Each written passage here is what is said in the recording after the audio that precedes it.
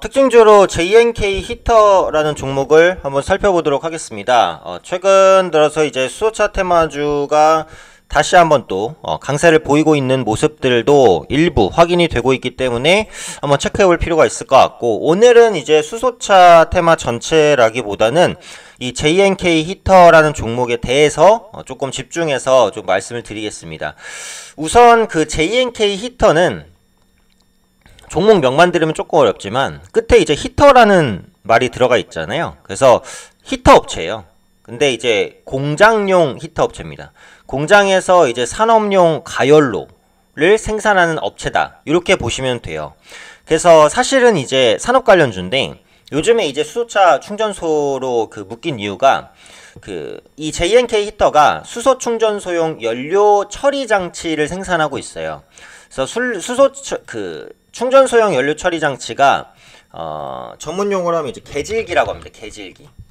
그래서 이 개질기를 생산하고 있어서 수소차 관련주로 좀 분류가 되는데, 지난주에 보시면은 그 수소차 사업이 규제 샌드박스 사업으로 지정이 됐어요. 이것도 이제 좀 경제 용어인데, 규제 샌드박스가 뭐냐면은, 샌드가 모래잖아요, 모래. 그래서 모래 장난을 치는 것에서 이제 연유한 게 이제 샌드박스라는 건데, 규제 샌드박스 사업으로 지정이 되게 되면 이렇게 됩니다.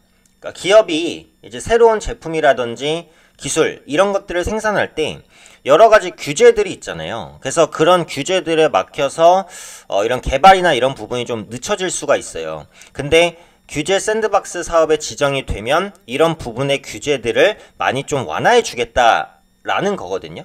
그래서 불합리한 규제를 면제하거나 유예시켜 줍니다. 근데 수소차 관련 사업이 규제 샌드박스 사업으로 지정됐다라는 것은 수소차 시장이 성장하는 데 있어서 걸림돌이 있을 경우 그런 걸림돌들을 좀 제거해 주겠다라는 거예요. 그러다 보니까 어때요? 수소차 시장의 성장 속도가 조금 더 빨라질 가능성들 있겠죠.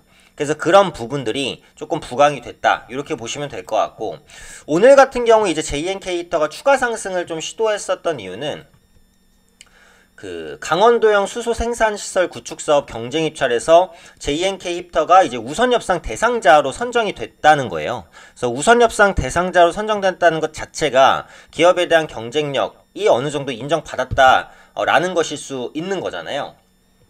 그래서 이번에 이제 경쟁 입찰 같은 경우 아까 말씀드렸던 이제 개질 관련된 부분, 수소 생산 설비 공급을 위한 부분, 이런 것들에 인해서 진행을 했는데, JNK 히터가 이제 우선 협상 대상자 선정이 됐고, JNK 히터 같은 경우 이제 강원도에 공급하는 수소 제조 설비가 있어요. 이게 이제 하루에 한 200-300kg 규모를 200-300kg 규모를 생산할 수 있다고 하거든요. 그러니까 생산력에 있어서는 분명히 어느 정도 이제 규모가 있는 회사다, 이렇게 보시면 될 것 같아요. 그래서 플라즈마 개실 수소 생산에 대한 신뢰성을 확보했다, 이런 이슈로 올라가는 부분이고, 또 한 가지 주목해볼 부분이 또 이제 지난주에 나온 이슈인데, 올해 상반기에 수소 충전소인 하이넷이 출범을 합니다.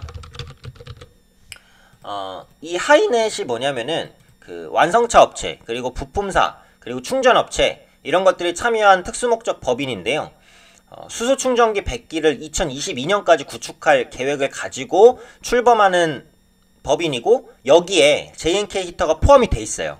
현대차라든지 코오롱인더 이런 기업이 포함이 돼 있고, 그러다 보니까 이에 따른 모멘텀도 부각이 되고 있죠. 그러니까 앞으로 수소차 충전소는 굉장히 많이 설립이 필요해요. 왜냐면 지금 전국에 수소차 충전소가 10개도 없어요.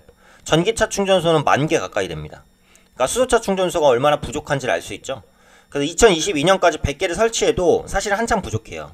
그 말은 수소차 시장의 대중화는 아직 멀었다는 거예요. 근데 어쨌든 주식시장에서 종목들은 어때요? 미리 움직이는 경향은 있잖아요. 그렇죠?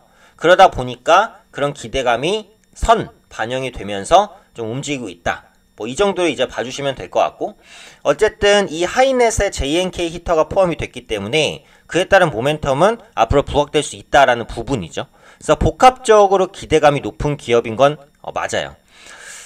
근데 지금 보시면은 이제 다른 수소차 관련주들, 풍국주정이라든지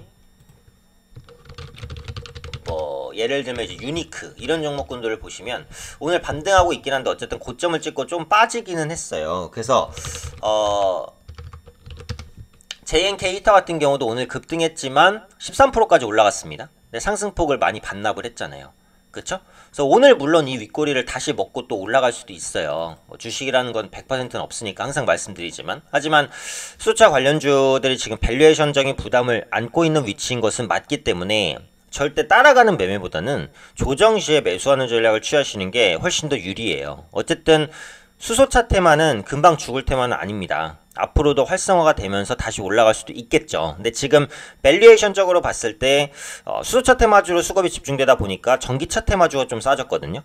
그러니까 전기차랑 수소차 테마주는 같이 가기보다 수소차가 강하면 전기차가 약하고 전기차가 강하면 수소차가 약하고 이런 밸런스적인 수급 흐름이 나타날 것으로 보여져요. 그래서 그런 만큼 지금의 수소차는 밸류에이션적인 부담은 있다. 다만 수소차 관련주가 순환매를 보임에 있어서 주가가 조정받을 때 우선적으로 관심 가질 종목 중에 하나가 지금 말씀드리는 JNK 히터가 될 수 있어요. 그래서 개질고 관련된 모멘텀 그리고 충전소를 확충하는 하이넷에 포함이 됐고 네, 오늘 같은 경우 그 경쟁력을 입증받았다라는 우선 협상 대상자 이슈까지 나왔어요. 그래서 수소차주가 이제 조정을 받을 때 가장 먼저 좀 주목해야 될 종목이 아닐까 싶습니다. 그래서 현재 위치에 있어서는 조금 부담이 되지만요. 눌림 구간에서는 다시 한번 관심 있게 가질 수 있는 부분이다.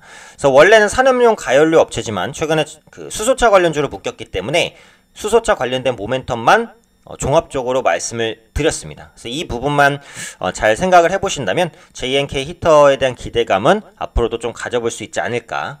네, 이렇게 오늘 특징주에 대한 말씀 드리도록 하겠습니다.